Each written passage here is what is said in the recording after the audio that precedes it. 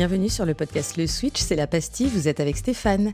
Je te propose de partager ensemble nos challenges, car il y a fort à parier que tu n'es pas si seul que tu le crois. Toi aussi, tu t'es demandé quelle était la recette du succès en entrepreneuriat ? Le parfait business plan, le parfait business model, le parfait outil ? Petit spoiler, il n'y a pas de recette toute faite. Il y a autant de formules que d'entrepreneurs. Par contre, une chose est certaine, tous ceux qui y arrivent ont un état d'esprit, une vision et une mission qu'ils portent et qu'ils incarnent. Tu trouveras dans les pastilles du Switch des réponses ou des pistes à tes interrogations et rien que pour cela, ça vaut le coup de s'arrêter un moment. Les épisodes parlent d'une problématique, d'un constat ou d'un partage sur l'entrepreneuriat ou la vie d'entrepreneur. Je te souhaite une bonne écoute et j'espère que tu apprécieras cette pastille.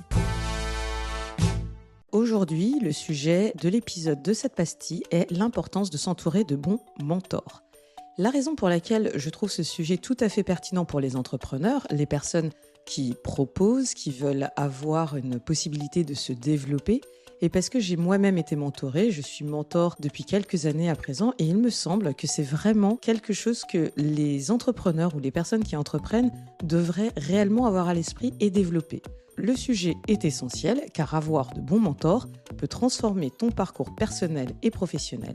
Les mentors apportent des conseils, partagent leur expérience et offrent un soutien précieux, ce qui peut accélérer ta progression et t'aider à éviter des erreurs coûteuses. Dans cet épisode, nous explorerons pourquoi il est crucial de s'entourer de bons mentors, comment identifier le mentor potentiel et les étapes pour établir des relations de mentorat fructueuses. Et tu vas également découvrir des exemples de mentorat réussis et des conseils pratiques pour tirer le meilleur parti de ces relations. Donc un mentor, c'est une personne expérimentée qui guide, conseille et soutient quelqu'un de moins expérimenté, souvent dans le même domaine ou un domaine connexe.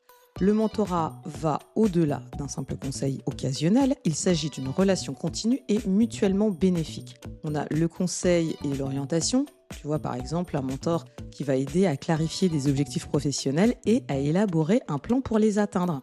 Donc là, tu vas voir tout ce qui va être justement dans la transition de carrière, les différents coachings que tu pourrais avoir dans ce sens-là, qui justement vont t'amener à élaborer un plan, à avoir des objectifs clairs d'un point de vue professionnel et surtout quelqu'un qui peut t'aider à les atteindre avec différents outils. Ensuite, il y a le partage d'expériences. Un mentor partage ses propres expériences et leçons apprises, aidant ainsi le mentoré à éviter des erreurs similaires. Donc le mentorat présente de nombreux avantages et pour les mentorés également, notamment sur différents domaines. Donc on va avoir l'accélération de la progression. Les mentors peuvent fournir des conseils pratiques et des astuces qui accélèrent l'apprentissage et la progression. On va avoir le réseautage et les opportunités. Un bon mentor peut ouvrir des portes et présenter des opportunités de réseautage précieuses. Il y a également le développement des compétences. Les mentors aident à identifier et à développer des compétences clés nécessaires pour réussir. Mais tu peux aussi avoir le soutien émotionnel. Les mentors offrent un soutien émotionnel et encouragent la résilience face aux défis. Et on ne cesse de le répéter dans ce podcast, le mindset des entrepreneurs est précieux. Donc le muscler à l'aide d'un bon mentor peut t'aider à justement développer ta résilience et passer à l'étape d'après. La réduction des erreurs est également quelque chose dont tu peux bénéficier avec un mentor. Grâce à l'expérience des mentors, le mentoré peut éviter des erreurs coûteuses et gagner du temps. Pour identifier les mentors potentiels, il est important de rechercher des personnes qui possèdent les qualités suivantes. Première qualité, expérience et expertise. Il faut rechercher des mentors qui ont une expérience et une expertise pertinentes dans ton domaine d'intérêt. Ensuite, il y a la valeur et la philosophie qui doivent être alignées également. D'un côté comme de l'autre, il faut choisir un mentor dont les valeurs et la philosophie de travail sont alignées avec les tiennes. Par ailleurs, on a la disponibilité et l'engagement. Il faut s'assurer que le mentor potentiel est disponible et engagé à investir du temps dans la relation du mentorat. Le dernier point, c'est la compatibilité personnelle. Trouver des mentors avec lesquels tu te sens à l'aise et avec qui tu es en bonne compatibilité personnelle. Donc pour trouver des mentors potentiels, tu peux utiliser plusieurs techniques. On a le réseautage professionnel, donc participer à des événements professionnels et rejoindre des associations de ton secteur. On a également les plateformes en ligne.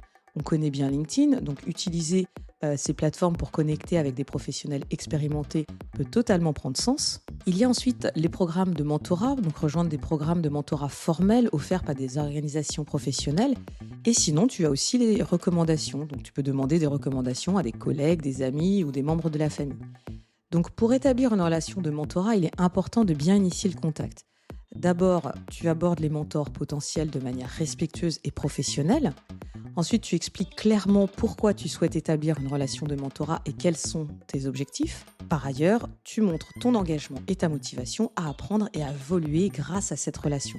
C'est un petit peu comme quand tu as une conversation entre coachs et qu'on t'explique qu'une des conditions, c'est évidemment que tu sois coachable, qu'il soit possible d'échanger avec toi, qu'il soit possible pour toi d'accueillir l'information, parce que c'est quand même un peu le nerf de la guerre de la transformation. Pour maintenir une relation de mentorat fructueuse, il est essentiel de maintenir une communication régulière et ouverte avec ton mentor, de définir des objectifs clairs et mesurables pour le mentorat, c'est-à-dire qu'avoir des objectifs à atteindre, tu sais, c'est là où on revient un peu sur les objectifs SMART. Le fait de pouvoir traquer tes efforts et les efforts du mentor, de voir la progression, même si elle est petite, même si elle est minime, mais au moins avoir un outil qui permet de voir le degré d'avancement, c'est essentiel, ça permet de valider tout cet accompagnement. Ensuite, on a le fait d'être ouvert au feedback constructif et d'appliquer les conseils reçus, ce que je disais tout à l'heure, et montrer de la reconnaissance et offrir de la valeur en retour lorsqu'évidemment c'est possible.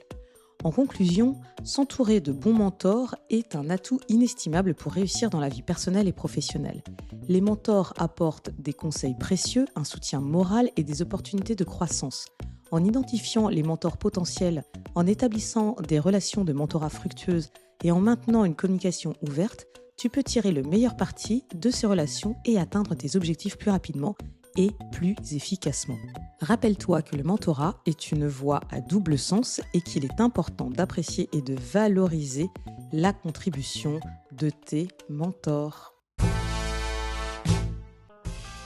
C'est la fin de l'épisode. Comme disait Peter Drucker, chaque fois que vous voyez une entreprise qui réussit, dites-vous que c'est parce qu'un jour, quelqu'un a pris une décision courageuse. Si vous avez aimé le podcast, mettez 5 étoiles et si vous connaissez quelqu'un que cela peut aider, surtout partagez. N'hésitez pas à me faire part de vos commentaires et retours en message sur mon compte Insta Stéphane_Le Switch.